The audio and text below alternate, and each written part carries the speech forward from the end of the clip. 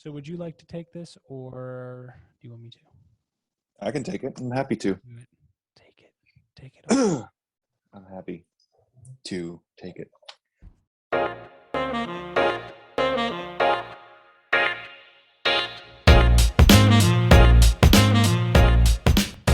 Good afternoon or morning or whenever you guys are listening to this. Thank you so much for joining the Menswear Mindset podcast. I am Austin. I don't know why I keep saying like I'm not sure who I am. I'm sure of who I am. I am Austin Robertson of Gentleman's Avenue, here with my good friend and co-host, Louis Jeremita of Aspiring Gent. Thank you all for being here today. Let me just get some of this stuff out of the way that I need To do, and here we are. My bad. That was really unprepared of me. Yes, Lewis of Aspiring Gent. Austin, thanks for kicking us off today. What are we talking about? do what? What are we talking about? Oh, we're talking about something good, something great, something fantastic. Good. Guys, it's been a while since we've recorded, so we're a little rusty. We're knocking off the little gunks of rust. That was a horrible way of saying that. Let's just get into it. We're talking about shoes. Probably one of the most important parts of a man's wardrobe.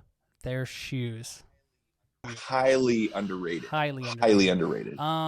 What are some aspects of a shoe, Austin, that you think people that makes them underrated?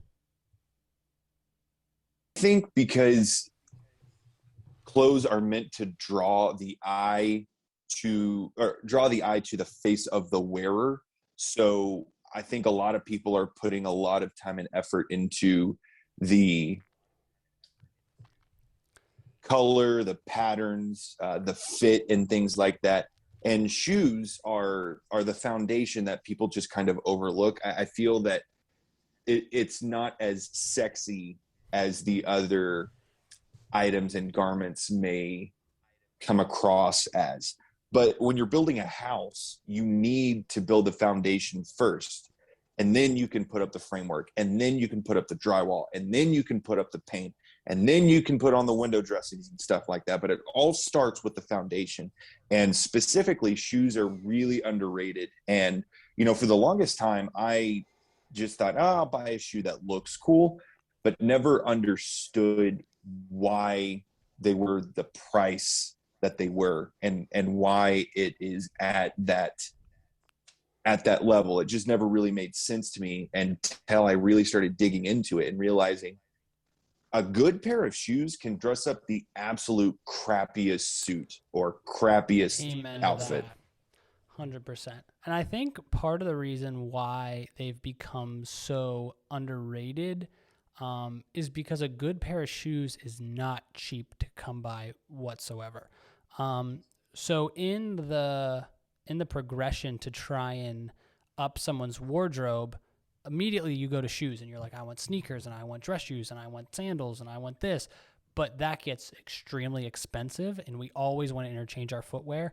Not to mention it's probably the article of clothing that gets the most severely beat up in a normal day because you're kicking stuff, you're walking on the hard ground. So you also kind of feel like, I don't want to sink $500 in a pair of dress shoes that in my situation in the winter, it's going to become very cold and the salt and the snow is going to ruin them. So why would I do that? But like you're talking about it being a foundation piece, if you don't have the proper shoes, your knees, your back, your neck, your posture, everything starts to go out of line. And I mean, obviously it's pretty well known that the money that you spend on a pair of shoes doesn't make it a better pair of shoes because I've paid a couple $100 for a pair of shoes. Well, I paid way less because they were on sale, but they were a nice pair of shoes that I bought used. And they didn't feel good at all, but they were expensive shoes. So you really have to make sure that not only are you spending the right amount of money on your shoes, but it's also designed and developed to fit your specific foot because no one foot is made the same. Absolutely. And, getting into what I love about the menswear industry is that when people are passionate about something, they're passionate about something. But the downside is when they're passionate about something, they won't shut up about anything else other than that one item. Specifically, like for the longest time, it was double monks. And then, it moved into spalla camicia, and then a 3-2 roll, and then a Goodyear welt, and all these other things. And I think guys look down on a Blake stitch, over a Goodyear welt, because guys will look at it and go, oh, if it's not a Goodyear welt, then it's not a good shoe. Well, not necessarily, because it can still be made well. It's just due to the construction. I mean, a Goodyear welt is going to be easier to replace when you need to resole it. But on the flip side, a Blake stitch shoe is going to feel much more comfortable on the front end. It does make it a little more difficult down the line to resole, but that doesn't mean it's not going to last. It's going to last a long time. I love Magnani shoes, and I think probably almost half of my shoe collection is Magnani, and they're all Blake stitched, and they're beautiful. They call them Bologna stitch, but they're beautiful shoes, and I think that they're a great value for the price that you're paying for them. And it's a great shoe. And of course, maybe a Goodyear last is going to last longer because of the make, but that doesn't make the Blake stitch wrong. No, exactly. And I mean, the other thing, and maybe it's because I wear my shoes way too hard, is I notice that a lot of the times the uppers will go bad as well as the bottom, to where for me,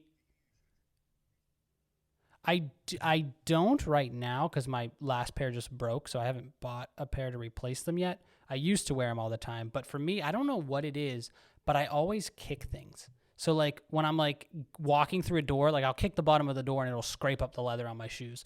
Or I'll be getting into my car and I'll scrape the side of them on the side of the door and it'll put like a gouge in it. So like, I don't know if it's just I don't walk carefully enough, but a lot of my shoes, the uppers do get kind of destroyed compared to the bottom. And with what I have now, I can always get the heel replaced, which is what really goes quick on a pair of shoes for me. So I've never hit a situation where the bottom of my shoes have gotten so bad, but the top was still in mint condition to where I needed to resole them anyways. And most of my shoes, they're hitting around the $160 to $200 price point, so there's nothing crazy about them. But I mean, the bottoms and the tops have lasted pretty long because I have quite a few, so I can rotate through them pretty easily, which is nice. But yeah, I haven't really hit a situation where I was like, dang, I wish it was a Goodyear welt so I could go resole these, just because I don't do that very often. So I got into shoes pretty deeply, I think at the end of last year of 2020 and the beginning of 2021 a little bit. It's kind of tapered off a little, but I started buying shoes that were a little worse for wear and started to work on them a little bit and just see how I could make them, if I could revitalize them a little bit without, completely like tearing them up from top to bottom. So if you guys follow me on Instagram, number one, if you're not, you should. Definitely. Highly recommend it because I think I've got a good page that's completely unbiased. But follow me at Gentleman's Avenue. Excuse me. Of course, you need to follow Lewis at Aspiring Gent. Find us on Instagram. And of course, follow the Menswear Mindset podcast. Shameful plug moment is over. But I bought a pair of tan Magnanis. It was a 2-eyelet derby closure. And I'm looking at them now. They do not have a split toe. I love split toes, but it's got kind of like the apron toe, but not the split toe. And I thought, well, I want to get into like hand patinas and dyeing them and things like that. So I had a friend of mine, his Instagram name is Mr. Renworks. I believe, his name is Scotty. Really great guy. He's got great taste in clothes. So I saw what he did with his shoes. And so I've actually sent him 2 pairs of my shoes to have him work on. And specifically with this one, I thought about doing a green because I've never had a green shoe. But then I thought, well, is that going to be the most versatile? Like I wanted a deep kind of emerald green, but I thought, that's going to be nice, but I think I need something that's a little more versatile. So I thought about like a deep purple or like a burgundy. Burgundy is going to be probably one of the next ones that I get, but we decided to go for like a midnight blue. So he dyed them a blue, Jeez. but to prepare them, like they were kind of cracked. It like these things were cracked pretty bad. They were kind of like bowing up, like the toe was kind of going up. And so I did a combination of things. One, I got an old towel. I put a shoe tree in it to kind of give it the shape a little bit. I put an old towel over the shoe and then took an iron and actually ironed out the creases. But I wet in the shoe. Yes. Oh, so, geez. but I didn't take the iron directly to the leather. I put Mhm. the towel down, but I actually soaked the towel. So it soaked the leather, made it a little bit more pliable, and it actually started to shape the shoe a little bit better. Once I had shaped it, allowed it to dry, I put some acetone, some leather stripper, and like I actually took, I think 200 grit sandpaper at first, and then 400 to really sand it down. And there was one crack on the left side of the left shoe. And I'm like, let's just keep doing this. So I sanded it down, sanded the crack away, reconditioned it, then sent it to Scotty, sent back, and we completely saved the shoe. And so it was a lot crazy. It was crazy. And I only bought the shoes for like $30. And I'm thinking, well, if I completely screw up these shoes, it was only $30, but I want to do this to understand leather shoe care so much better. And so looking at these shoes, like remembering where they came from, it doesn't even look like the same shoe. It's really cool to see how it's kind of developed, but also like if you take good care of the leather, I mean, I've got some other cracked leather shoes that I conditioned and I polished, and it covered them up. It made them look a lot better, and it revitalized them a lot. Have you ever heard of the shoe freezing? Shoe freezing? Yeah, to expand your shoe's size, to like give yourself some more room. Apparently, So like stretching? yeah, you take like a Ziploc baggie of water, you slide it in your shoe, and then put it in the freezer. And when the water freezes and expands in the freezer, it takes your leather and stretches it to give you like a half size up in size, which I've never tried and is kind of, I don't know, something that I think about like, well, will the cold weather of the freezer crack your leather when it stretches because it doesn't get super pliable when it's frozen? But I've heard a couple people actually say that as a method to try and get some extra room in your shoe if you need to break it in. But I didn't know if you ever heard that or not. I've never heard of that. There's actually a guy that I follow. His name is Bespoke Addict. He's not in the industry, but he loves men's clothing, men's tailoring, and things like that. He has actually bought some shoes, like old 1969 George Cleverly shoes, Ooh. and shrunk them down. Shrunk them down. Shrunk them. Jeez. And so like he soaked them, and then there were some that like he stretched and some that he shrunk, but it takes like months to do this. And this is a guy who's got like 200-300 pairs of shoes. So he's got the time to do it, but anytime he has a project like that, I always try to watch it to see if I can learn something. And I'm going, man, I've got some shoes that I might consider doing that with, but when these things are bespoke and they're vintage, I'm not that confident yet. So that's why I tried on a $30 pair of Magnani. He shrunk them himself. He didn't take them to someone to shrink. Oh, geez. No, he does it himself. And he's also like sanded things down, restitched some loose broguing and different things like that. It's a really interesting process. Well, speaking of that, I think he's a great example. But what are some, I want to say, influencers or creators that you like to watch their shoe content? Because I will say, yeah, you can follow me and Austin, or Austin and I should say. But I don't think either of us are super shoe heavy on our content. I mean, obviously you've been doing the process with your remaking of your Magnanis, but is there anybody that you listen to for like super reputable shoe advice or content? There's a guy on Instagram. I think his name is the Shoe Snob. There's one guy in California. His name slips me right now, but he has got some really great content. I can't remember what it is. When we post this, if I find it, I'll try to post it on the story. Beto's Leatherworks in Virginia. I think he's in Richmond, but Beto's Leatherworks. This guy has really exploded. Great craftsmanship. I mean, he's taken an old pair of like floor chimes and added a fiddleback waist to it. I mean, it's a $400, repair. Yeah. But on like people see what he does. Pair of shoes. Exactly. But like he shows you the insides of them, and like he's educating you. He's like, oh, you don't do this, but you do this, and they didn't want to do this, but I recommended that they do this, and okay, so they went with it. So it's really interesting. So he definitely educates you. Scotty, Mr. Renworks, and I would definitely say Kirby Allison as well. He does have some really good shoe content. He's got some really great shoe content, and especially talking about polishing and shoe care and things like that. It's really interesting to see his content. So those are some of mine. What about yours? I want to kind of tap off of the Kirby Allison thing that I think is what I really like about his content is he highlights other people tremendously on his stuff. So he does speak very knowledgeably on shoes and other topics, but then he'll go and he'll do interviews with shoemakers and he'll do interviews with other content creators who are leading that space. So I think that's definitely a great resource in terms of finding other people to follow is through his stuff. Although I do have a bone to pick with Kirby because I bought a book off his website like 2 months ago for like $90 and it still hasn't shown up. So Kirby, if you're listening to this, get on it. I'm excited. We'll get him on the podcast. You should put him on blast. Absolutely.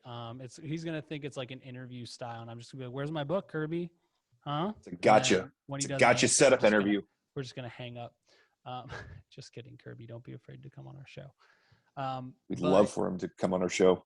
The only person that I really follow in terms of shoe content, have you listened to the YouTube or watched, I should say, content Trent and Heath? Yes, I actually met them at Menfluential a couple years ago. You met them and you didn't even plug them? Wow. If you haven't followed Trent and Heath, go follow them. I'm just saying, like, if you're friends with Austin, he might just no, you just know too many people. That's your problem.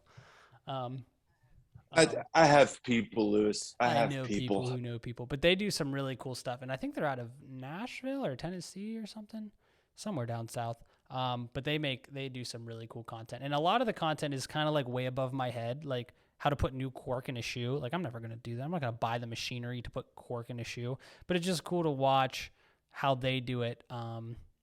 They talk really highly about certain products that I want to try and get into.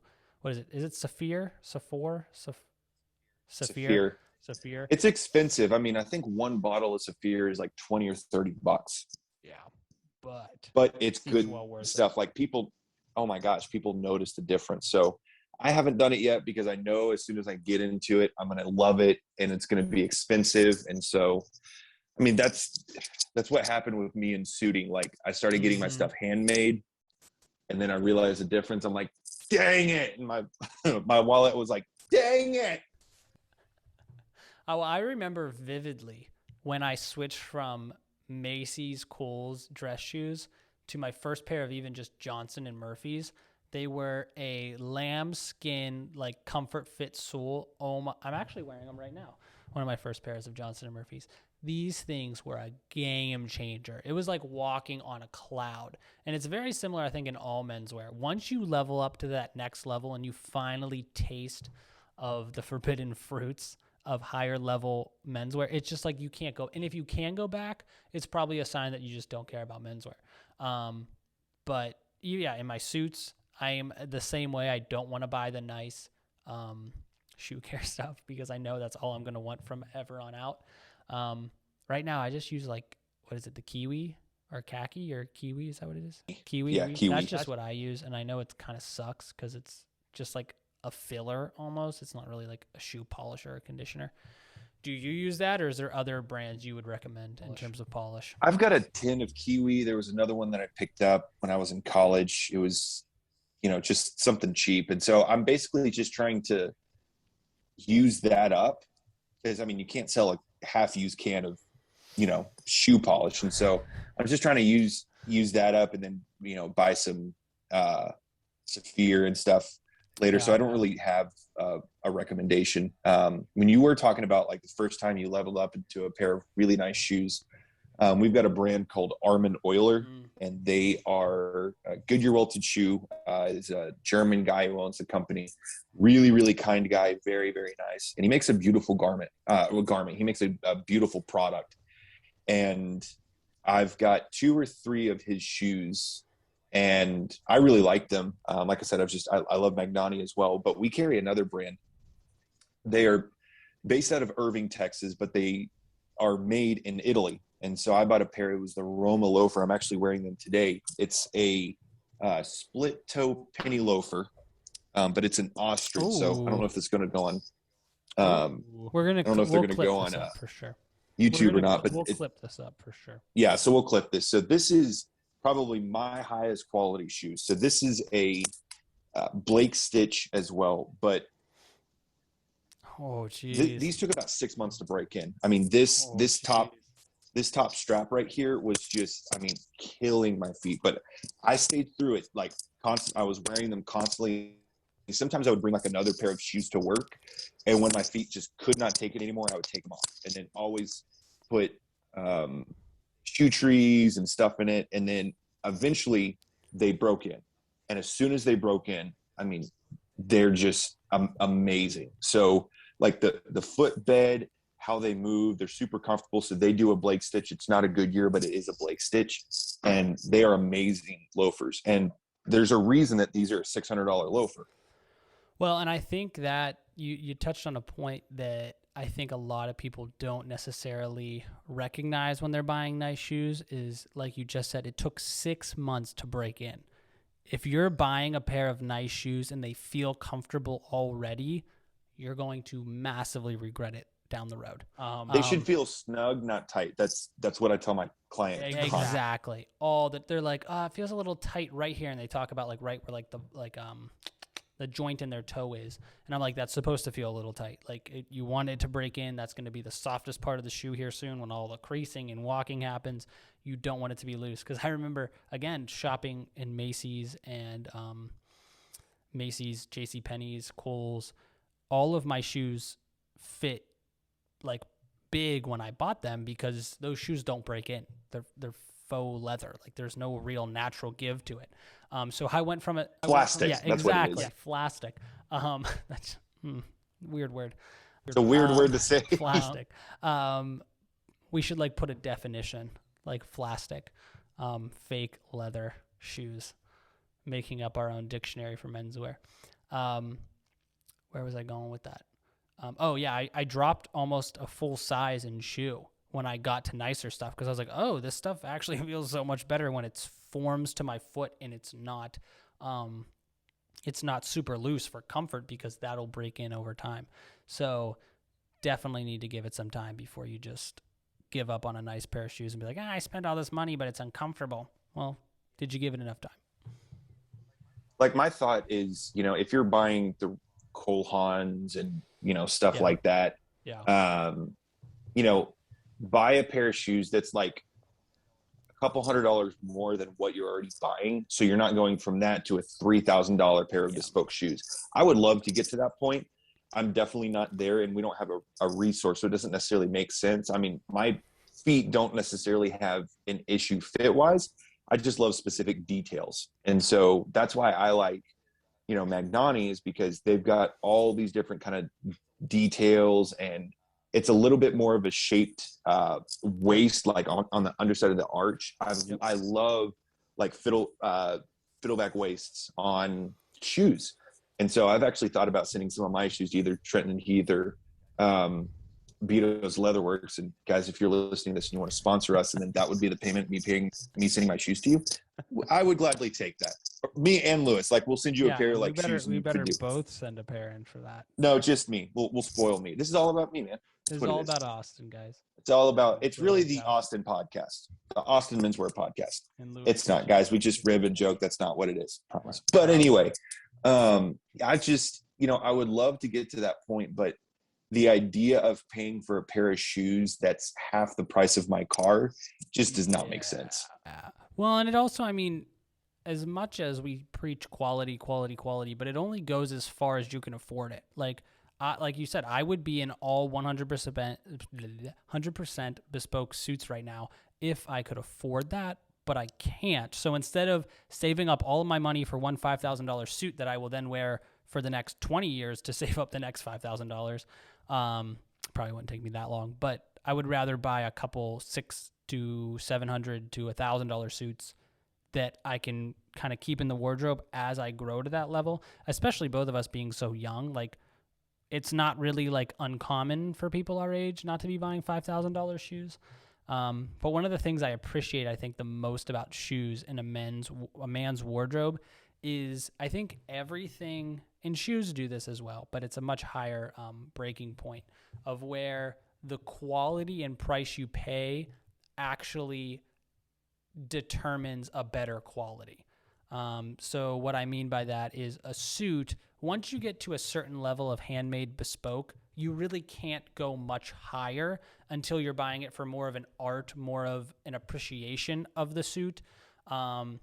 Before you're like, well, like a $600 suit from Suit Supply is going to feel pretty good. It's going to get done what you need. And you're really not going to notice a huge difference to like that next step up to like the $2,000 suit. Yes, you get into bespoke where it's custom made to you, but once you get to that next level, it's just icing on top. There's no real reason why you need it unless you really want it or you want the best of the best. Obviously, neckties are that way. There's a very small breaking point for them to be useless after a certain price point. Shirts, again, we just had this conversation. You can get away with a $60 cotton Stanford shirt and have it tailored right. Stanford. Well, maybe if you go to the school, they give out uniforms. Stafford shirt, get it tailored right, and you're going to be good for a little while until you get to that next handmade level. But handmade doesn't necessarily mean better quality, whereas in a shoe, you can keep leveling up, and because it's such a foundational part of your body structure, you will always find that return on like, oh, these $5,000 shoes that are custom molded to my feet, like, it's worth it because walking is a dream. I don't feel it. My back feels great. I'm not going to have arthritis in my 50s because these shoes are well worth it. And that's what I think I love the most about it, is because when I get to the point of spending $5,000 on a pair of shoes, I don't think I'm going to feel as bad as when I get to the point where I'm spending $5,000 on a suit.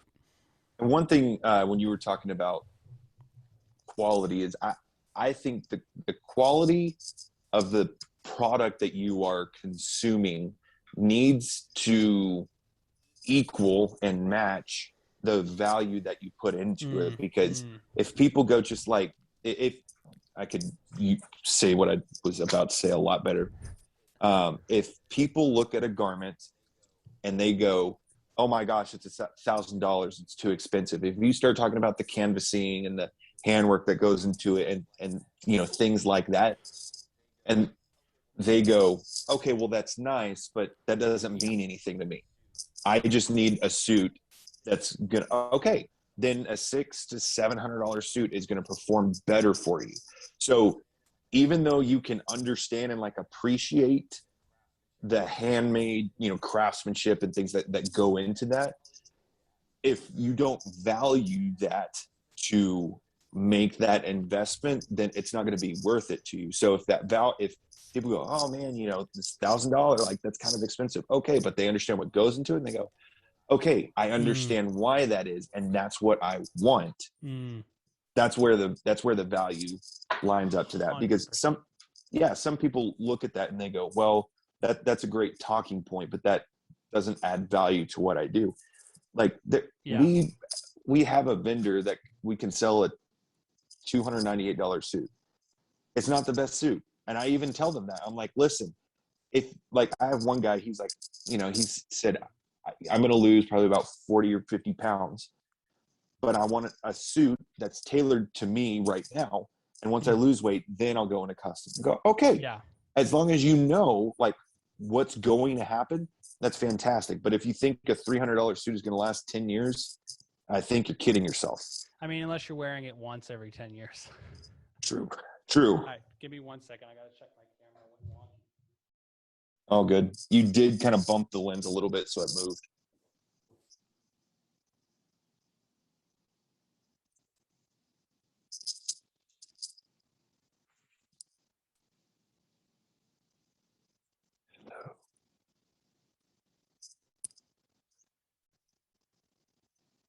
Since things are kind of slow right now, do you want me to sing to the people?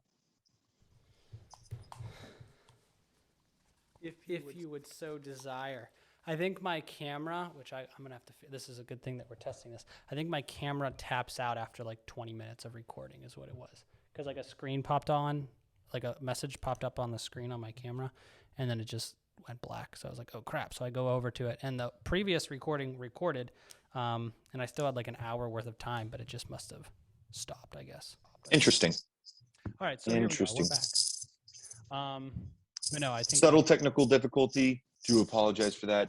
Please don't send us letters. yes. Do people even still send letters? I send letters. Yeah. I just send them back. I just don't address them, so they just get sent back to me. But the great thing is technical difficulties only exist if we give them the room to exist, because we can always just edit this, all of this. This could be a 30-second podcast. It wouldn't be a good podcast.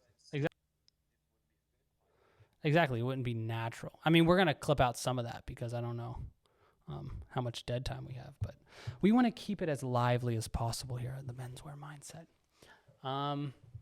So I know we've got to cut this one semi-short, but yeah, let's get into a couple more points. Oh, real random quick thought. Did you ever send me that list of the rapid fire questions?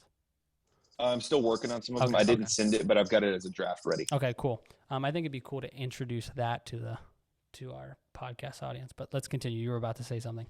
So do you have a Grail shoe? This is a question that's been on my mind recently. Just a Grail specific item. Like, what is your Grail shoe?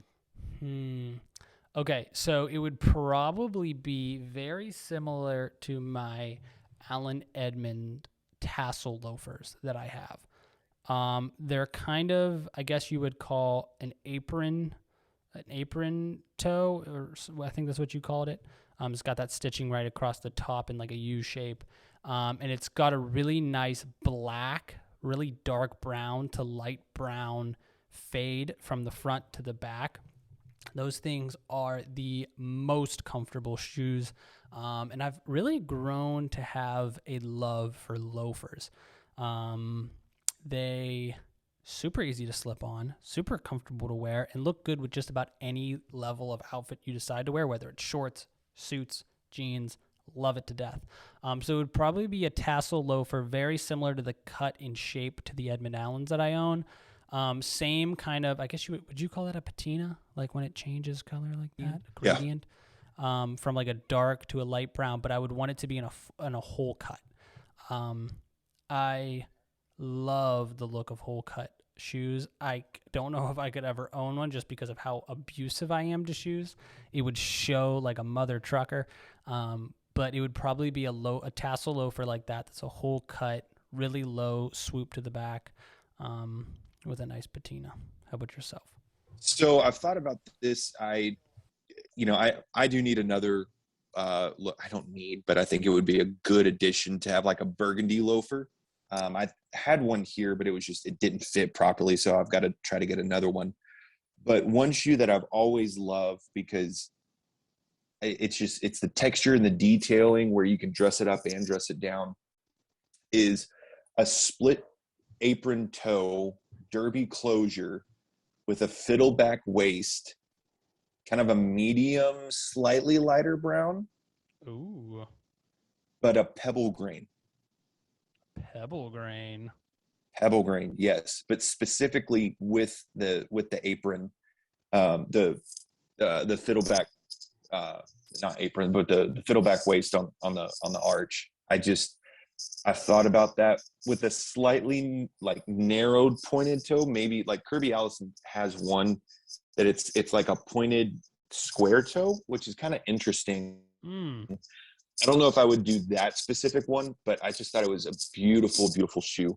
That Or yeah, I mean, it would definitely be that one. The other one that I really want is a single monk semi brogue with a snuff walnut suede. Oh, brother. Oh, Yep. brother. And I just found out we can offer custom with one of our manufacturers, and I'm going. And you're getting it. Oh, absolutely. So for the fiddleback waist, explain that to people who might not know what a fiddleback waist is. So it's basically a ridge. So, between the heel and the toe, it's the middle part that's on the bottom side of your arch. So it's a lot more narrow in the waist, and then basically in the center, there's a little bit of a curvature that goes along with the shape of the toe, but there's a subtle little ridge that comes up. So as far as I know, it's not necessarily there's not a function to it outside of aesthetic. It's kind of like a necktie. I mean, we don't necessarily need a necktie, but we need a necktie because it's decoration. Yes. So specifically with this, I think it's more decoration. I don't necessarily, it might strengthen the arch a little bit more, but Okay. if it does, it's pretty minute. Well, I am finding an image to save. So all of our people who are on audio, please take a look at either if we post this on Instagram or on our YouTube for sure. We're going to have an overlay on it as soon as I can find where I want to save this to. And also for our editor, remember, let's throw that overlay on. Because I always wondered if there was a purpose for it because it looks really cool. And I didn't know if it gave a better fit to the shoe or a better step or something like that. But all I know is it looks cool. So it does. Yeah. Not that I'm aware of when it comes to design wise. Yeah. I think shoes are one of those things that everybody cares about, but nobody ever cares to dive too deep into. Can you hear that dinging by chance? Did you hear those two dings? Okay. Not really. Okay, good. It must just be in my headphone. Okay. So we host a room on the Classic Menswear Club on Clubhouse. So if you guys are on Clubhouse every Tuesday night, 6:30 Central Time, we're on that. So feel free to check us out there. But we actually talked about shirts the other day, and one of the members mentioned, because I brought up the fact that I thought you could kind of cheat a shirt to make it look a little nicer, like with metal collar stays to make the collar stand up, or it used to be like an invisible collar. It was like a 3/4 circle, kind of like a crescent that went inside the collar that helped it stand up when you weren't wearing a tie.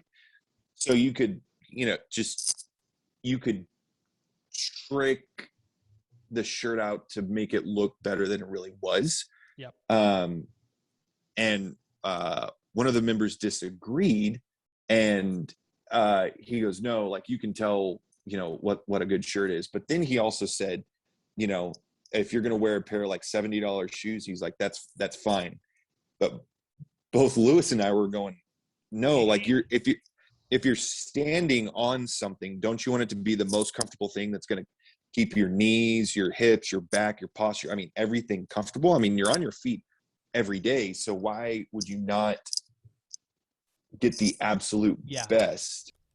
And real quick, just to interject there, I think that'd be a cool question for this podcast. What do you think is the most noticed part of an outfit? Not necessarily just for the support of your body while you're walking, but when you look at somebody, what do you notice first? Do you notice, let's say they're wearing a full suit. Do you notice their tie? Do you notice their shirt? Do you notice their jacket? Or do you notice their shoes? I think that'd be interesting to know down below in the comments of whatever media you're listening to this on. Go ahead, continue. So, I started thinking about that. I'm going, well, say for example, you have a $3,000, $3,000 or $4,000 bespoke suit. If you're getting a bespoke suit for $3,000, it's a pretty good value, or someone's taking advantage of you. Yeah. So say you've got a $4,000 bespoke suit and you're wearing it with a pair of $70 Cole Haans. I think it immediately devalues the suit. But if you're wearing a $200 Stafford suit from JCPenney and a pair of $3,000 Gaziano and Girlings, it completely changes it. I mean, it makes the suit look more expensive. I don't think the suit can make the shoes look more expensive, but I think that the shoes can make everything else look better. And especially, I mean, guys, women look at our shoes. Okay. So don't be going out trying to impress women with bad shoes. One, it's not good for your health, but two, it's not good for your social health as well. I mean, Yes. people are going to notice that, and just like like your clothes say something about you. So only make it say the good things. Well, and I think it comes down to, I think shoes are one of the what am I thinking? One of the focal points to determine where your outfit lies in terms of either luxury or quality. And I immediately go back to, I think it was Christian Louis Vuitton who does the red bottom on their high heels for women. When you see that, you assume that person has money. That's why it was so sought after, is you had the red bottom heels. But when you notice, oh, they have Louis Vuittons on, like, dang, you automatically think the rest of the outfit is expensive. Unless they're wearing it extremely poorly or improperly. But if you've got it fit right, you don't know, because nobody really like labels like, oh, a big Target symbol. Oh, I bought this top at Target. No, you can't tell that, because if it fits you well and it's in good condition, the shoes are kind of going to be the indicator to be like, oh, well, maybe they bought that shirt somewhere as well that is super high end. And I think it's, especially men's shoes, dress shoes, you can kind of tell by the leather, like, oh, those shoes look like they cost him a mint. Oh my gosh, his suit must be nice as well. Even though it might be like a $400 suit supply suit, which is a great make, but paired with even $1,000 pair of shoes is going to elevate that so much more, because they're going to assume, oh, is he wearing a Tom Ford? Oh, is he wearing a this? Is he wearing a that? Because based off the shoes, it looks like he spent a good amount of money on his outfit. Whereas I think, like to Austin's point, if you're wearing a $4,000 bespoke suit, $500 custom shirt, and a $300 tie, and your shoes are $60 at Kohl's, someone's going to look at you and be like, oh, he probably bought the whole thing from Kohl's. Because to the average person, unless you're like Austin, or another really into sartorial wear gentleman or female, woman, I should say, you're not going to tell the difference. It's all going to blend together. And the shoes, I think, are one of those anchor points that kind of draw you to what an outfit's worth. And it's not all about the outfit's worth, but it is a good indicator in social situations. And we had talked about this in one of our past episodes, you know, should you be a one-man brand? And so one thing as a disclaimer too, we're not talking about you need to wear specific things so only people will say good things about you. There are going to be some, for us millennials out there, we're going to say, you know, haters be my motivators. But in my opinion, if they don't pay your bills, why should you pay them attention? So, you know, if someone says something negative about you, why does it matter? You're not trying to impress someone who you don't know nor care about. So don't focus on that, but focus more on being a better version of yourself and buying the best that you can. For one, it's going to last longer. It's going to be good quality. And for those that you're trying to get maybe like on their level, or whether that's, you know, you're trying to move up business wise, you're trying to move up in a relationship. Like if your clothes speak quality, then they're going to speak quality of you. And you should already be a quality person as well. Exactly. You shouldn't be playing a character. I mean, I say this constantly too, but you know, just because you wear a Superman costume doesn't mean you can fly. Just because you wear a Spider-Man costume doesn't mean that you can scale, you know, a building or, you know, or anything like that. That doesn't make you Spider-Man. That doesn't make you Superman. Exactly. 100%. And my wonderful wife put a great quote out there on Facebook when she was 12 that just came up in her memories the other day that I thought was beautiful. It was, they laugh at me 'cause, C-U-Z, I'm different, but I laugh at them because they're all the same. And I was like, ooh, that's actually like 12-year-old Olivia was kicking it back then. And I was like, yeah. And I was like, they laugh at you because you're and it might be a song quote. I don't know where she got it from, but I was like, I'm going to start using that. But I laugh at them because they're all the same. And it's like, I think that's kind of what you're trying to do with your clothing, not necessarily blend in, but stand out in the right ways to help you get what you want out of whatever you're doing. And as an encouragement to our listeners and, our followers on YouTube and Instagram and everything like that, I would say, I know personally for Lewis and I, like, we keep an eye out for like what's new and what's fresh, because we don't want to stay old and stodgy or anything like that. We have an appreciation for the classics, but if there's something new and fresh that everyone else is doing, if we incorporate that, we're making it our version of that. 100%. We are taking it in and looking at it and going, does this represent who I am? Is this something that represents me well? And I want to just encourage that to you, because again, there are times that I'll look at an outfit going, I love that. I'm going to copy the exact same thing because I love everything about that. That is totally me. And there's some things where I'm going, I love this element of it. I love this specific part of it. And I want to make my version of that. I want to express that through my view, my perspective, my filter.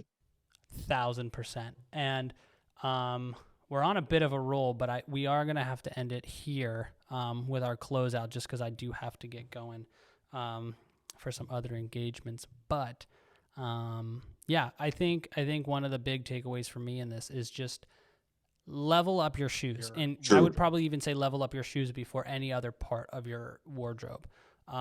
Get a good pair. Get a pair that will last, that you can like the plastic shoes. You can't polish them very well. It works. I swear we're not that type of podcast. But you can't polish them. Get a shoe you can polish, that you can condition the leather, you can buff out some scratches, that you can really put in, even if it's only like a 5 to 10 year shoe, it's going to be much better than keeping with the cheap stuff, even if you have a large variety of shoes, and then slowly working on the rest of your wardrobe once you get that piece set up in stone. But that's a bit of a takeaway for myself. And it gets better with age too. I mean, like a good pair of jeans or a quality suit that's made out of a great wool or a great material, it's going to just break in and have kind of an aged patina in a good way. So specific with shoes and really with any of your clothing, I mean, we talk about, more made to measure. Neither of us have ever had the honor of doing bespoke yet. Maybe one day, hopefully we'll be able to offer that at our individual LTAs. But when you buy better, it causes you to pause and it causes you to think a little bit more. And so, I mean, specifically with me, I've talked about this a lot. I'm actually getting a garment made. It's fully handmade, fully canvassed and pad stitched in Italy, and it's going to be a beautiful garment. And it's the most that I've ever spent on one suit, but it took me a long time to make sure, like, okay, this, like, I'm investing this money into this. I want to make sure that this lasts a long time, that I won't get tired of this. I want to make sure that this speaks well of me and who I am and what I want my perspective to be. And the same thing with shoes. If you're going to be investing $300, $400, $500, $1,000 into a pair of shoes, one, you want to make sure that it's going to be versatile. It's beautiful, that you like it, because I mean, you've got to make sure that you like it and that it's going to make you feel good at the same time. So it's going to cause you to think more. It's going to cause you to think very seriously about your clothes, about your style and your expression. Yeah, it shouldn't be a throwaway fashion thing, and I love that. But thank you guys for being here. This was a great. I think it was like a 40 minute episode. Minuter. That sounds like a Narnia character. It's a minuter. Oh no, it's the Minuters. It's the Flassic Minuter.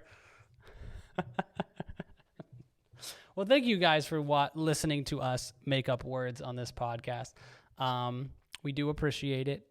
Any kind of sharing, supporting, subscribing really helps us out in kind of building this into a more sustainable project for the two of us. Make sure you're following myself at Aspiring Gent. You're following the podcast at Menswear Mindset. And who else should they be following, Austin? They should be following Austin at Gentleman's Avenue. I don't know why I paused and went like almost like Quiet Storm. Austin at the Gentleman's Avenue. You It's should not talk like that the ASMR. whole podcast. I can't keep it up consistently. I'm sorry, I can't Fair do enough. that. But Fair enough. yeah, follow me on there. That's definitely where I'm most active. And if you guys have any questions for either of us, we're both logged into the Menswear Mindset podcast. So feel free to drop any questions there. But this is what we love doing. We're passionate about what we're doing. We're trying to get better. So we're trying to make sure that our quality is better, even in our podcast. So again, if you've been listening to us from day one, thank you for your support. It really means a lot. And we will catch you next time. Yes, you will. Thanks for joining. Au revoir. I don't speak French. Yeah, you do.